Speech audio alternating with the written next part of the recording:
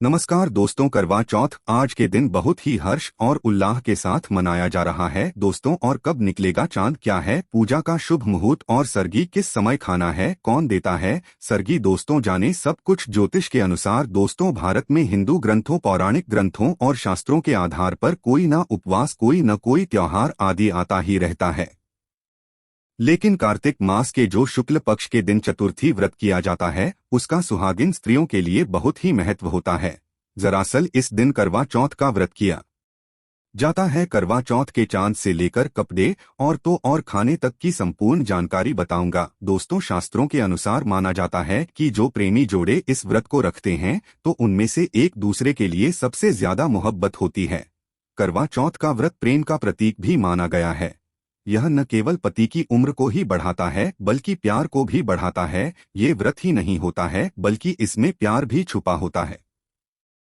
ये भारत सच्चे प्रेम को दर्शाता है दोस्तों। इस व्रत को सच्चे प्यार की निशानी भी माना जाता है। दोनों के बीच एक ऐसा रिश्ता जुड़ जाता है जैसे मानव प्रकृति आपस में बातें कर रहे हैं, जैसे धरती और अंबर, सागर और नदी का मिलन होता है। उसी प्रकार करवा चौथ के दिन प्यार समर्पण करते हैं। इस दिन को विशेष दिन माना जाता है।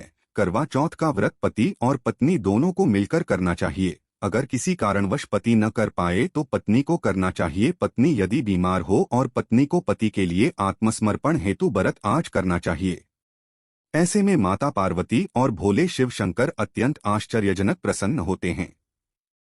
जी हाँ दोस्तों, वीडियो शुरू करने से पहले एक बार फिर से सच्ची श्रद्धा से कमेंट में हर हर महादेव जरूर लिखें, जिससे आपकी सभी मनोकामनाएं पूर्ण हो। जी हाँ दोस्तों, करवा चौथ के दिन सुहागिन महिलाएं भूलकर भी न करें यह काम। सुबह सूर्योदय से पहले उठकर स्नान करें और पूजा घर की सफाई करें। फिर सास द्वारा दिया हुआ भोजन करें और भगवान की पूजा करके निर्जला व्रत का संकल्प लें। यह व्रत सूर्य अस्त होने के बाद चंद्रमा के दर्शन करके ही खोलना चाहिए और बीच में जल भी नहीं पीना चाहिए। सुहागिनों के लिए करवा चौथ सभी व्रतों में अधिक महत्व रखता है। अपने सुहाग की रक्षा, दीर्घायु और खुशहाली के लिए महिलाएं सुबह से लेकर रात चांद निकलने तक अन्न जल का त्याग कर करवा चौथ का व्रत रखती हैं। मान्यता है कि इस दिन जो पत्नी पूर्ण विश्वास के साथ माता करवा की पूजा करती हैं, उसके पति पर कभी कोई आंच नहीं आती। करवा चौथ का व्रत कार्तिक माह के कृष्ण पक्ष की चतुर्थी तिथि को मनाया जाता है। इस साल करवा चौथ की तिथि 1 नवंबर को सुबह सूर्योदय काल से ही प्रारंभ हो जाएगा। इस दिन सुबह सूर्योदय से पहले उठकर स्नान करें और पूजा घर की सफाई करें। फिर सास द्वारा दिया हुआ भोजन करें और भगवान की पूजा करके निर्जला व्रत का संकल्प लें। यह व्रत सूर्य अस्त होने के बाद चंद्रमा के दर्शन करके ही खोलना चाहिए और बीच में जल भी नहीं पीना चाहिए। संध्या के समय एक मिट्टी की वेदी पर सभी देवताओं की स्थापना करें। इसमें 10 से 13 करवे करवा चौथ के लिए कांस मिट्टी के कलश रखें। पूजन सामग्री में धूप, दीप, चंदन, रोली, सिंदूर आदि थाली में रखें। परिवार की सभी महिलाएं साथ पूजा करें। दीपक में पर्याप्त मात्रा में घी रहना चाहिए, जिससे वह पूरे समय तक जलता रहे। चंद्रमा निकलने से लगभग 1 घंटे पहले पूजा शुरू की जानी चाहिए। अच्छा हो कि परिवार की सभी महिलाएं साथ पूजा करें। पूजा के दौरान करवा चौथ कथा सुने या सुनाएं। चंद्र दर्शन छलनी के द्वारा किया जाना चाहिए और साथ ही दर्शन के समय अर्घ्य के साथ चंद्रमा की पूजा करनी चाहिए। चंद्र दर्शन के बाद बहू अपनी सास को थाली में सजाकर मिष्ठान, फल, मेवे, रुपए आदि देकर उनका आशीर्वाद लें और सास उसे अखंड सौभाग्यवती होने का आशीर्वाद दें। करवा चौथ के दिन सुहागिन महिलाएं क्या नहीं करें। करवा चौथ व्रत के दिन सूर्योदय से पूर्व उठकर सरगी खाना चाहिए। व्रती करवा चौथ में देर तक न सोए, साथ ही दिन के समय भी सोना नहीं चाहिए। व्रत का दिन भजन कीर्तन करने और शंकर पार्वती के स्मरण में व्यतीत करें। इस व्रत में सरगी का विशेष महत्व है। देर तक सोने से सरगी खाने का समय निकल सकता है। करवा चौथ में सुहागिन महिलाएं 16 श्रृंगार करती है। ध्यान रहे कि इस दिन सुहाग की कोई वस्तु पहनते समय टूट जाए तो उसे कूड़दान में न फेंके। इन्हें बहते जल में प्रवाहित कर देना चाहिए।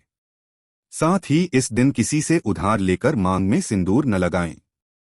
नहीं अपना सिंदूर और श्रृंगार का सामान किसी दूसरी महिला को दें। करवा चौथ सुहाग का पर्व है। इस व्रत में सुहाग से जुड़ी वस्तुओं का दान करना शुभ माना जाता है। ऐसे में इस दिन सफेद रंग की चीजों, दूध, दही, चावल, सफेद मिठाई, वस्त्र का दान करने की भूल न करें। कभी भी धारदार चीजों का इस्तेमाल नहीं करें। धार्मिक मान्यताओं के अनुसार व्रती को इस दिन कभी भी धारदार चीजों का इस्तेमाल नहीं करना चाहिए। इस दिन सिलाई कढ़ाई जिसमें कैंची का उपयोग होता है, वह गलती से भी न करें। ऐसा करना अपशगुन माना जाता है। करवा चौथ व्रत का फल तभी मिलता है जब व्रती का पूरा ध्यान ईश्वर की भक्ति में हो। इस दिन किसी को अपशब्द न कहें, विवाद से दूरी बनाएं। खासकर पति से वाद विवाद न करें। ये बात पति पर भी लागू होती है। करवा चौथ का व्रत सभी सुहागन के लिए एक बहुत ही महत्वपूर्ण दिन होता है। परंपरानुसार इस दिन पति की लंबी उम्र के लिए पत्नी निर्जला व्रत रखती है। यदि आप पहली बार इस व्रत को करने जा रही हैं, तो कुछ बातों का ध्यान रखना बहुत जरूरी है। अक्सर पहली बार व्रत करने वाली महिलाएं कुछ ऐसी गलतियां कर बैठती हैं, जिससे उनके व्रत के अगले दिन ही वह बीमार पड़ जाती है। आइए जानते हैं कि पहली बार करवा चौथ रखते समय हमें किन बातों का ध्यान रखना चाहिए ताकि आपकी तबीयत ठीक रहे और आप फास्ट के बाद बीमार न पड़े। व्रत के एक दिन पहले पानी पिएं। व्रत से एक दिन पहले पूरे दिन भर पर्याप्त मात्रा में पानी पीना बहुत जरूरी है। कम से कम 10 से 12 गिलास पानी पीने की कोशिश करनी चाहिए। जितना अधिक पानी पिया जाएगा, शरीर उतना ही अधिक हाइड्रेट रहेगा, जिससे व्रत के दौरान डिहाइड्रेशन और थकान की समस्या कम होगी। इसलिए व्रत से पहले एक दिन खूब पानी पीना बहुत जरूरी है। सर्गी में हेल्दी खाएं।